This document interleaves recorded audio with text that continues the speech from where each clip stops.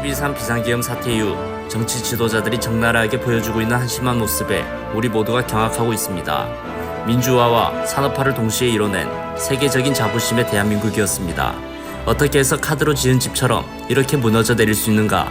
우리 스스로 반문해봐야겠습니다. 메신저 뉴스 첫 순서는 고양 삼성교회 김영석 목사님, 경주나무교회 김상정 목사님, 서울동안교회 김영주 목사님입니다. 여호수아 가정은 어떠했을까? 여호수아가 탁월한 신앙의 사람이니까 가족들도 다 그렇지 않았을까? 그런데 아니었습니다. 이 부분에 대해서 역사신학자들은요, 그 다음 백성들의 모습 속에서 그 자녀들, 후손들이 어떠했는지 그 모습이 감춰져 있다, 그렇게 해석합니다. 그래서 마침내 여호수아가 속했던 에브라임 지파가요, BC 721년의 역사 속에서 완전하게 사라지게 됩니다. 그리고 나서는 곧바로 성경 역사에서 가장 어두웠던 영적 암흑기, 혼란기였던 사사시대가 400년 동안 이어집니다. 이 속에 자녀들, 후손들의 불신앙의 흔적이 다 포함되어 있다는 거예요. 여호수아의 그 신앙을 잘 계승하지 못했다는 거예요. 그 자녀들이. 안타까운 일이죠. 이런 집안 배경 때문인지 여호수아의 탁월한 신앙 교육은 아버지로부터 물려받은 게 아니에요. 그 신앙이 할아버지로부터 전성된 것이라고 성사학자들은 다 그렇게 평가합니다. 할아버지들의 입장에서 자신의 아들의 신앙이 좀 부족해도 손주들의 신앙 교육을 철저하게 해서 훌륭한 믿음의 자녀로 길러낼 수 있음을 우리 할아버지 할머니들이 기억하시게 되기를 바랍니다. 할아버지 할머니의 또 다른 사명이 되겠죠. 여호수아의 아버지의 이름이 눈입니다. 눈. 히브리어로 눈은 생선이라는 뜻입니다. 히브리 사람들은 전통적으로 유목 문화권에서 살았습니다. 유목민들이 제일 싫어하는 것 중에 하나가 생선입니다. 여호수아의 할아버지가 여호수아의 아버지를 낳고 넌 생선이야. 그래서 여호수아의 아버지 눈에 대해서는 성경에 단 한 줄의 기록도 없습니다. 다만 여호수아의 할아버지의 이름이 엘리사마라는 사람인데 에브라임 지파의 수장, 최고의 어른입니다. 이 할아버지가요, 휘하의 10만 8,100명의 무장한 군사를 지휘했다. 민수기 1장, 2장, 역대상 7장에 기록되어 있습니다. 그러니까 대단한 분이에요. 할아버지가 그렇게 뛰어났는데 아버지는 별 볼 일 없고 여호수아는 또 뛰어납니다. 오늘날 우리는 뉴스를 통하여 안타까운 사건, 사고를 접하게 됩니다. 게임을 못하게 했다는 이유로 어머니를 살해한 아들, 집에서 놀고만 있다고 핀잔 주는 아버지를 살해한 아들. 왜 이런 일이 반복될까요? 자, 성경은 분명하게 말씀합니다. 하나님을 떠났기 때문이다 라고 말씀하고 있습니다. 로마서 1장 30절에 비방하는 자요, 하나님께 미워하는 자요, 능욕하는 자요, 교만하는 자요, 자랑하는 자요, 악을 도모하는 자요, 부모를 거역하는 자요, 하나님을 떠난 사회의 모습을 기술하면서 부모를 거역함을 분명히 지적하고 있습니다. 디모데후서 3장 2절에서도 사람들이 자기를 사랑하며 돈을 사랑하며 자랑하며 교만하며 비방하며 부모를 거역하며 종말이 가까울수록 부모를 거역하는 풍조가 만연해진다, 더 강해질 것이다 라고 경고하고 있습니다. 이 어두운 시대 속에서 우리는 하나님의 자녀로 어떻게 살아가야 할까요? 믿음의 사람 이삭을 통해 참된 효예본을 함께 나누겠습니다. 이삭의 효도는 순종이었습니다. 하나님께서 아브라함에게 독자 이삭을 바치라고 하는 청천벽력과 같은 명령을 하십니다. 그 말씀 앞에서 아브라함은 순종했고 그 아들 이삭은 조용히 아버지 뒤를 따릅니다. 아버지를 신뢰하며 순종했습니다. 이삭은 아버지가 제사를 어떻게 드리는지 이미 잘 알고 있습니다. 하지만 이번에는 뭔가 달랐습니다. 하지만 아버지를 신뢰하며 순종했습니다. 믿음이라고 하는 것은 보이지 않아도 신뢰하는 것을 말합니다. 하나님이 문제를 주셨다면 보이지 않는 곳에서 하나님은 이미 준비하고 계신 것이었습니다. 우리 하나님은 우리의 지식을 원하는 것이 아니고 우리에게 신뢰를 원하고 계시기 때문에 그렇습니다. 아브라함과 이삭이 이쪽 산에서 올라가고 있다면 하나님께서는 이쪽 편 산에서 이미 그 순양을 몰고 올라가고 계시는 겁니다. 하나님의 응답은 이미 시작되고 있었던 것입니다. 사랑하는 여러분, 지금 고난의 언덕을 오르고 계신 분이 아니 계십니까? 건강의 문제, 경제의 문제, 인간관계에서 오는 어려움들, 여러분 가정에 있는 얽혀있는 이런 문제 저런 문제들을 가지고 힘들어하고 계십니까? 하나님은 우리가 보지 못하는 반대편에서 이미 순양을 준비하고 계심을 믿으시기를 주님의 이름으로 축복합니다.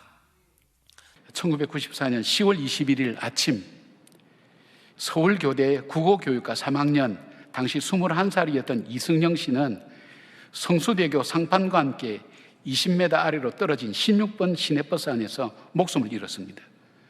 교생 실습을 가기 위해서 강북초등학교에 버스로 출퇴근한 지 닷새 만에 일어난 일이었습니다. 사고 직후에 오열 속에 딸의 유품을 챙기는 어머니 김영순 씨, 그 당시 56세입니다. 딸 성령 씨가 남긴 일기장을 읽어내려 가다가 내가 일생 동안 하고 싶은 일 그려놓고 그 밑에 14가지를 빽빽하게 적었어요. 장학금을 만든다. 오지의 아이들을 위해서 이동도서관을 만든다. 복지마을을 만든다. 1명 이상을 입양한다. 어려운 사람 동기는 14가지를 적었어요. 이 어머니는 불과 11개월 전에 군인이었던 남편이 과로사로 죽었어요. 근데 딸까지 죽었으니까 어떻게 살 것인가? 근데 그 딸의 일기장을 통해서 하나님의 부르심을 그가 봤어요. 성령아, 내 소원을 이 애미가 모두 이루어주마. 그리고 어머니는 딸이 입버릇처럼 말하던 죽으면 장기를 남에게 주겠다는 약속이 생각나서 딸의 소원을 조금이라도 이루어주기 위해서 이 시신을 고려대학 의과대학에 실습용으로 기증했어요. 그리고 손에 쥔 보상금 2억 5천만 원, 전액 교회로 장학금을 급여해서 성령 장학기를 만들어서 장학금을 만들겠다는 그 딸의 소원도 또 하나 이루어줬어요. 이제는 어머니 스스로가 전도사가 되어서 호스피스 병동에서 마지막 죽어간 사람을 돌아보는 일을 일평생 동안 했어요. 성령 씨의 남동생 이상엽 씨라고 있는데 성수대교 참사 30주년 되는 2024년 10월 21일 한 언론과의 인터뷰한 것을 보았는데 사고 30년 동안 온 가족이 삶의 지침으로 삼았던 누나의 14가지 소원을 다 이루었다고, 천국에 살지 지옥에 살지는 자기의 선택이라고 그렇게 말했습니다. 이어서 어려운 이웃을 도우면서 느낀 것은 그래도 세상에는 선한 삶을 사는 사람들 때문에 돌아가고 있다는 것을 볼 수 있었다고 그렇게 말합니다. 하나님의 부르심에는 후회하심이 없다는 로마서 11장 29절 말씀처럼 힘겹고 어려운 순간에도 하나님의 음성을 듣고 내가 선 자리에서 순종할 수 있는 것이 무엇인지를 깨달아 살아갈 때 그 삶이 하나님의 역사가 되는 것입니다. 정신문화의 미성숙과 사상의 빈곤이 참담한 민낯을 드러내는 데는 기성세대가 신앙생활을 제대로 하지 않고 신앙의 대물림마저 제대로 하지 않은 것과 결코 무관하지 않겠습니다. 조기교육 선행학습 가해를 시키느라 기독교 가정까지 신앙 전수를 게을리한 결과 학교 성적은 선진국 수준이지만 인성과 신앙심은 수준 미달인 세계적으로 부조리한 사회가 되었습니다. 메신저 뉴스 두 번째는 남양주편야동안교회 나회 목사님, 광주알림교회 김현주 목사님, 부산해안교회 조소일 목사님을 연결합니다. 90년대 말에 큰 인기를 끌었던 광수생각이라는 만화책에 이런 만화가 있었습니다. 어느 회사 과장님이 갑자기 세상을 떠났습니다. 회사 직원이 장례식장에 와서 조문을 하고 그 아내 되는 분에게 이렇게 이야기를 했습니다. 아유, 과장님은 참 바나나 우유를 좋아하셨는데. 그런데 그 다음에 문상 온 사람이 또 조문을 하고 그 아내에게 과장님은 바나나 우유를 참 좋아하셨는데, 그 다음에 온 사람도 또 아유, 우리 과장님은 바나나 우유를 참 좋아하셨는데, 그렇게 하고 나서 썰렁하게 이 만화가 끝납니다. 이 만화의 메시지가 무엇이겠습니까? 이 과장님은 바나나 우유 좋아했다는 것 외에는 남은 것이 없다는 것이죠. 여러분, 여러분의 장래 때 여러분을 뭐라고 기억할까요? 힘들어도 하나님의 말씀대로 살았던 사람은 하나님께서 부끄럽게 만들지 않으십니다. 하나님의 축복을 누리고 그 축복을 나누어 준 사람으로 기억될 수 있게 하나님께서 만드실 것입니다. 여러분, 말씀대로 사는 자기 자녀를 하나님은 절대로 부끄럽지 않게 하실 것입니다. 근데 프랑스의 사상가이며 수학자이고 물리학자인 블레즈 파스칼이라는 분이 있습니다. 이분은 12살 때 독학으로 삼각형의 내각의 합이 180도라는 것을 스스로 증명하였고, 10대의 나이에 기하학과 물리학의 중요한 법칙들을 증명하고 완성했습니다. 19살 때는 톱니바퀴를 이용한 세계 최초의 기계식 계산기를 이분이 발명을 했습니다. 그리고 이 계산기는 오늘날의 컴퓨터의 기초가 되는 것이었습니다. 파스칼은 30대가 되었을 때 돌연 신앙에 몰두하기 시작합니다. 파리의 사교 모임을 드나들며 쾌락을 쫓는 세속적인 삶을 살던 삶에서 하나님을 신실하게 믿는 그런 믿음의 사람으로 회심하게 된 것입니다. 하나님의 존재를 확신하면서 글을 쓰기 시작합니다. 팡세라는 책입니다. 프랑스어로 생각들이라는 뜻인데, 이성의 한계와 또 이성의 불완전성, 그리고 기독교 신앙에 대해서 논리적으로 설명해서 모든 사람들을 신앙으로 이끌어들이기 위해서 이분이 어떤 변증적인 그런 글들을 쓴 기독교의 고전입니다. 이 파스칼이 매일 아침 암송하는 하나님의 말씀이 있었습니다. 그 말씀은 바로 시편 119편의 말씀입니다. 성경 전체를 통틀어도 가장 긴 장입니다. 어떤 내용들이 들어있나요? 한마디로 한다면 하나님의 말씀대로 사는 자가 복이 있다는 것입니다. 그러나 정말 말씀대로 살면 복이 있을까 하는 의심.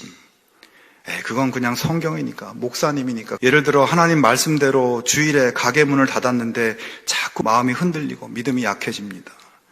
여러분, 힘드신 분이 있습니까? 어려운 일이 겹친 분이 있습니까? 성경을 펼치시기 바랍니다. 성경 속에 하나님이 깨우쳐 주시는 것을 붙잡고 기도하면서 그 말씀을 어떻게든지 살아내려고 해야 합니다. 고생은 지금 당장 사라지지는 않을지라도 하나님께서 말씀하신 바가 있기 때문에 하나님 말씀대로 살면서 하는 고생에는 반드시 복으로 갚아주십니다. 지금 우리는 어떻게 살고 있습니까? 세상이요, 워낙 우리가 잘 먹고 잘 살게 되고 워낙 우리가 할 수 있는 일들이 많아지니까 이게 거꾸로 감사는 사라지고요, 내가 주인이 돼요. 그래서 하나님이 하시는 일에 대해서 원망하고 불평하고 납득하지 못한다라고 하나님 앞에 하소연하는 일이 많아져요. 여러분, 하나님 그렇게 쉽게 생각하시면 안 됩니다. 이런 설교를 하면 어떻게 그럴 수 있냐, 그렇게 맹목적으로 하나님을 어떻게 맹신할 수 있냐 라고 말하는데, 여러분, 그건 하나님을 우리가 평가절하는 거예요. 하나님은 실수가 없는 분이에요. 하나님을 절대 신뢰한 사도 바울이 이렇게 찬송하며 고백합니다. 로마서 11장 33절 말씀 함께 읽겠습니다. 깊도다 하나님의 지혜와 지식의 풍성함이요, 그의 판단은 측량하지 못할 것이며 그의 길은 찾지 못할 것이로다. 여러분, 로마서 9장에서 바울은 하나님 앞에서 납득을 못하는 걸 얘기를 해요. 하나님, 형 에서는 왜 미워하시고 동생 야곱을 사랑하십니까? 하나님이 편애하는 것으로 보여요. 그게 로마서 9장이에요. 로마서 10장으로 넘어가면 똑같은 얘기를 하나 더 합니다. 하나님, 우리가 선택받은 유대인들이에요. 그런데 내가 복음을 전해보니까 유대인들은 복음을 안 믿어요. 그런데 하나님을 모르고 다른 신을 섬기는 이방인들은 복음을 전하니까 예수님을 믿고 하나님을 믿고 돌아오게 돼요. 이거 왜 그렇습니까? 자기 마음속에 있는 의문을 하나님 앞에 말합니다. 이렇게 고민하던 바울은 결국 하나님의 생각이 사람의 생각과 다르고 하나님의 구원 계획을 사람이 다 이해할 수 없다라는 것을 깨닫게 됩니다. 그래서 하나님의 구원 계획인 복음은 이해할 수 있는 것이 아니라 어떤 것이다? 믿는 것이다 라는 그런 결론에 도달합니다. 그리고 믿음이라고 하는 것은 하나님이 항상 옳다고 절대 신뢰하는 것이다 라는 고백이 깊도다 하나님의 지혜와 지식의 풍성함이요. 깊어요. 우리가 볼 수 없어요. 알 수 없고 다 이해할 수 없어요. 이렇게 하나님을 절대 신뢰한 바울은 자기 생각을 십자가에 못 박습니다. 그리고 바울은 하나님을 찬송하면서 믿음으로 고백하며 노래합니다. 그리고 하나님의 뜻대로 삽니다. 자기 성격을 하나님의 말씀 앞에 쳐서 복종시키면서 이방인에게 복음을 전하는 사도가 되어 하나님의 뜻대로 삽니다. 내 머리로는 도저히 이해할 수 없고 납득할 수 없는 상황에 놓이거나 도저히 받아들일 수 없고 용납할 수 없는 사건을 만났을 때 저는 미련해요. 하나님, 하나님의 생각을 내가 알게 해주세요. 하나님의 뜻을 내가 알게 해주세요. 그 뜻에 내가 순종하게 해주세요. 이 기도가 기도의 최고 단계, 말씀으로 기도하는 거예요. 그리고 여러분, 로마서 9장과 10장과 11장의 말씀을 묵상하면서 사도 바울에게 주신 하나님을 절대 신뢰하는 믿음을 내게도 주옵소서. 나도 하나님이 누구신지를 알고 절대 신뢰할 수 있게 해주십시오 할 때 여러분에게 하나님이 절대 신뢰의 믿음을 주실 줄로 믿습니다. 나라는 존재를 밀가루 반죽이라고 생각해 보세요. 밀가루 반죽은 어떤 모양이든지 이렇게 만들어질 수가 있잖아요. 근데 저 사람이 삼각형 쿠키 틀을 따가지고 나를 찍어내는 거예요. 그리고 그 사람은 나를 비난해요. 너는 왜 여기도 삐죽하고 여기도 삐죽하고 여기도 삐죽하냐? 그러면 나는 어떻게 해요? 네모 쿠키 틀을 딱 집어들죠. 그리고 그 사람을 딱 찍어내요. 근데 너는 말이야, 여기도 네 군데나 삐죽해 하고 공격하는 것이죠. 그러다 보면 오해의 터 위에 비난의 빌딩을 계속 서로 높여 나가는 것입니다. 비난의 빌딩은 오해의 터 위에 세워지는 것이기 때문에 오해라고 하는 땅을 사지 않는 게 중요합니다. 오해는 왜 생길까요? 자, 13절, 14절 자, 함께 읽습니다. 너희가 완전히 알기를 내가 바라는 것은 너희가 우리를 부분적으로 알았으나 우리 주 예수의 날에는 너희가 우리의 자랑이 되고 우리가 너희의 자랑이 되는 그것이라. 교회에서나 가정에서나 오해가 생기는 것은 우리가 서로 알긴 아는데 부분적으로만 알고 그 부분적으로 아는 걸 전부 안다고 생각하기 때문이죠. 따라서 우리가 오해가 생길 때 내가 저 사람을 부분적으로 아는 걸 전부로 아는 것에 대해서 회개해야 합니다. 그리고 서로 온전하게 알게 되기를 우리는 기도해야 하는 것입니다. 그리스도께서 다시 오시는 날에 우리는 온전하게 서로를 알게 될 것이고 우리가 서로가 자랑스러워하게 된다고 말씀하셨어요. 우리가 그리스도를 통해서 오늘 서로를 바라본다면 그걸 앞당겨서 오늘 그렇게 할 수 있을 것입니다. 그러니까 그리스도 안에서 당신은 나의 자랑입니다 라고 하는 이야기를 오늘 당겨서 우리는 이야기할 수 있게 된다는 얘기죠. 우리의 가정에서도 이렇게 이야기할 수 있기를 원합니다. 부부가 서로에게 당신은 나의 자랑입니다. 그리고 부모는 자녀에게 너는 나의 자랑이다. 그리고 자녀는 부모님에게 어머니, 아버지는 나의 자랑입니다. 그렇게 이야기할 수 있으면 좋겠습니다. 한국의 전통 문화이었던 유교의 도덕윤리도 쾌락주의 세속문화에 밀려 도태되어버린 상황입니다. 이제 기독교의 재부흥만이 오직 유일한 희망입니다. 기성세대 성도들은 신앙의 대물림을 애구운동 차원에서 전개해야 하는 소명을 받고 있습니다. 메신저 뉴스 마무리는 부산항서교회 나혜청 목사님, 울산호계교회 김병무 목사님, 대전제일교회 김철미 목사님으로 이어집니다. 이 카네이션을 부모님께 달아드리는 전통 언제부터 시작이 되었을까요? 1861년에 미국에 남북 전쟁이 있었습니다. 65년까지 한 4년 동안 이 전쟁이 이어졌는데 65만 명 정도가 목숨을 잃었어요. 노예 제도 때문입니다. 이 노예 제도에 찬성하는 남부 지역의 11개 주와 노예 제도를 반대하는 북부 지역의 19개 주, 양쪽으로 나뉘어져 가지고 미국 중동부에 버지니아라고 하는 주가 있습니다. 이 찬반이 나뉘어져 가지고 주가 갈라지게 됩니다. 교회도 반반이 나뉘어지게 된 거예요.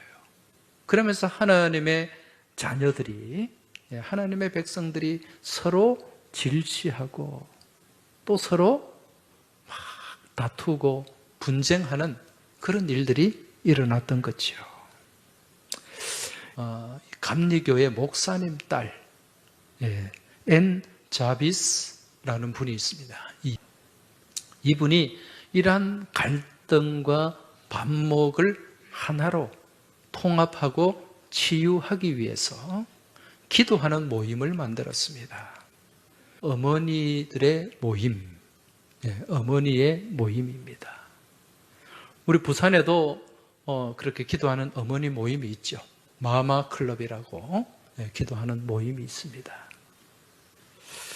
서로 죽고 죽이는 그 가운데 생겨난 부상자들, 남군, 북군 따지지 않고 다 그렇게 치료를 해주고 보호를 해 주었던 것입니다. 자, 앤 자비스 부인이 평생토록 이 일을 위해서 최선을 다하는 그러한 삶을 살았고, 그 결과 그러한 갈등들이 많이 치유가 되었습니다. 앤 자비스 이분의 그 유지를 받들어서 한 날을 만들었어요. 기념하는 날. 그 날이 무슨 날인가? 어머니 날입니다. 1908년 5월 10일 이 앤 자비스 부인이 평생 동안 섬기고 또 학생들을 가르쳤던 앤드류스 감리교회, 여기서 공식적인 기념 예배를 드리게 됩니다. 그리고 여기에 모인 어머니들을 위해서 카네이션을 달아 드렸어요. 어머니들께. 이게 시초가 됩니다. 이 카네이션 꽃에 담긴 그 메시지가 어머니의 힘과 인내와 사랑, 그것이 여기에 담겨 있어요. 이러한 전통이 이제 우리나라에도 건너오게 됩니다. 1930년 구세군 교회를 통해서 이 어머니 날 전통이 들어오게 된 거예요. 여러분, 우리나라에 많은 이런 좋은 일들이 교회에서 시작이 되었습니다. 교회에서 사회로 펼쳐나가는, 뻗어나가는 그러한 선한 영향들이 나타나게 되었다는 거죠. 여러분, 우리가 때로는 부모님과의 관계에서 상처받는 경우가 있어요. 왜냐하면 어른들은 일제시대를 거치고 6.25를 거쳤기 때문에 본인 먹고 살기 힘든 그 어려운 시대에 너무나 힘들게 살아왔죠. 그런 가운데에 자식에 대한 그런 양육에 대한 시간이, 사랑을 하는 그 시간이 없었다 이거죠. 그걸 입장 바꿔 생각하면은 부모님이 많이 고생스러웠다 이 생각을 해야지, 부모님 나에게 도와준 게 뭐 있는데 나는 혼자 자수성가했다 그렇게 생각하면 안 되는 거예요. 여러분, 우리 어르신들 부모한테 드리는 것보다는 아랫세대 자녀들 투자하는 것이 훨씬 많잖아요. 부모님께 10만 원 드리는 건 어려워도 자녀들에게 100만 원 주는 것은 쉽게 생각한다 이거죠.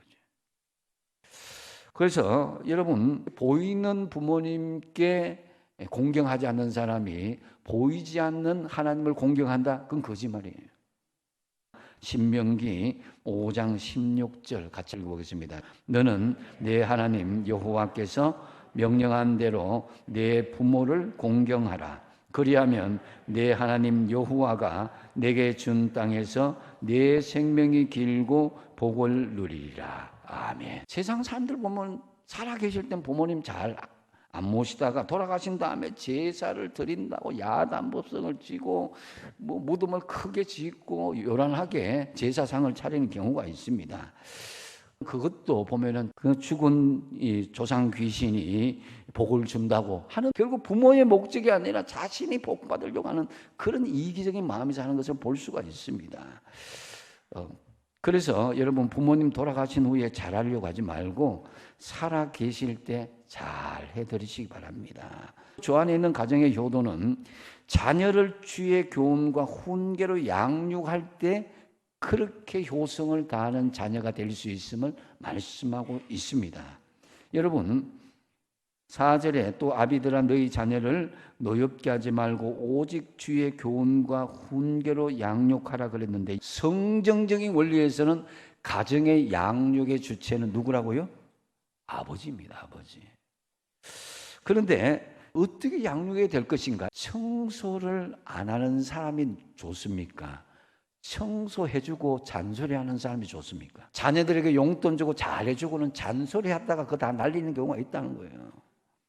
우리 하나님 만약에 여러분 우리를 하나님 입장에서 우리를 다루신다면요, 여기 살아나는 사람 아무도 없어요. 근데 하나님은 어떻게 했습니까? 우리가 정말 이 지구를 온통 엉망진창을 해놓고 싸우고 다투어도 하나님은요, 우리와 같은 모습으로 세상에 오셔서 우리와 같은 눈높이에서 우리를 바라보셨다는 거죠.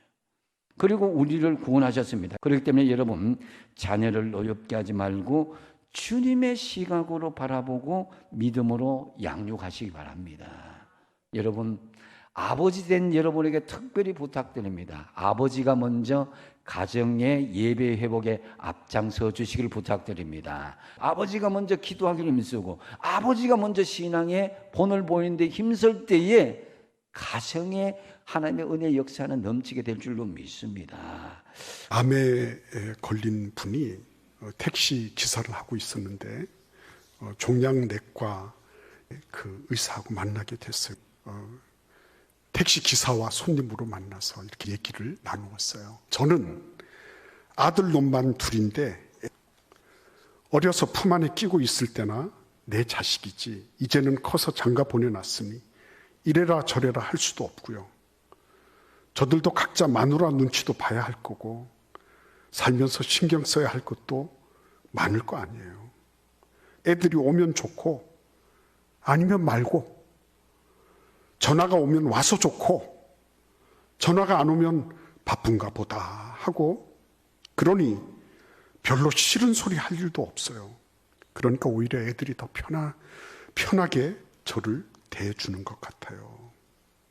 네가 왜 전화 안 해? 상대방의 상황에 대해서 내 편으로 끌어들이려고 하는 게 아니라 상대방의 형편에 대한 내 이해도를 높여가는 거. 그러니까 행복은 결국은 누구에게 달린 거예요? 자기에게 달린 거예요. 부모와 자녀의 관계가 미래까지 형성된다라고 하는 것을 잘 얘기한 분이 계세요. 스테판 폴터라고 하는 분인데요. 이분이 모든 인간 관계의 핵심 요소 아버지라는 책을 냈어요. 이분은 목회자이기도 하고요, 심리학자고 상담가이기도 하고요. 원제는 The Father Factor예요. 아버지 요소. 왜 아버지 요소인가 하고 보니까, 왜냐하면 엄마는 내 속으로 낳은 자식이야. 일체화되어 있는 거예요. 사회화가 필요하지 않아요. 그리고 아버지는 사회화가 필요한 존재예요. 사회화. 관계가 맺어져야 되는 존재라는 거예요. 관계가 필요한 존재가 아버지예요. 그래서 이 스테판 폴터가 얘기하는 건 뭐냐면, 아버지가 표현이 안 되고 여유가 많이 없음에도 불구하고 아버지의 요소들이 그대로 다 자녀들에게 반영된다는 거예요. 그 사람의 연봉 수준은요, 아버지하고의 관계에 설정돼 있다. 이렇게까지 얘기하는 거예요. 아버지하고의 관계가 얼마나 가까운가 먼가, 친소 관계에 따라서 그 사람이 회사에서도 관계를 맺고 여러 가지 국면들을 만났을 때 헤쳐나갈 수 있는 대응 능력이 결정된다라고까지 말하고 있는 거예요. 그러니까 여러분, 오늘 이 말씀 자세히 보세요.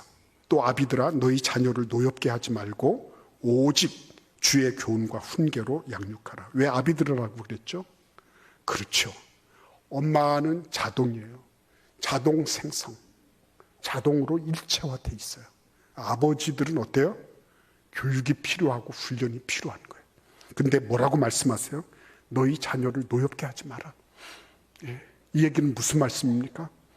심리 3당학자들이 조사해 보니까 가장 상처를 많이 받는 가족 구성원이 누굽니까? 보니까 아버지. 아버지의 역할이 그런 거예요. 그래서 여러분, 자녀 노엽게 하지 마라. 부당한 요구를 하거나 기대치를 높여서 뭘 하거나 이렇게 하지 마라. 아버지의 권위를 가지고 억압하거나 강요하거나 하지 마라. 그래서 자녀를 그들이 정서적으로 자유롭게 될 수 있도록 해줘라. 그러면서 뭐라고 말씀하시죠? 그것만이 다가 아니라는 거예요. 뭐라고요? 오직 주의 교양과 훈계로 양육해라. 아우 목사님들의 말씀 전체를 들으실 수 있도록 전부 링크해 두었습니다. 아직 메신저 뉴스 구독을 누르지 않은 시청자님이 계시면 지금 구독과 좋아요, 알림 설정 같이 부탁드립니다. 다음 주까지 안녕히 계십시오. 메신저 뉴스 김성욱입니다.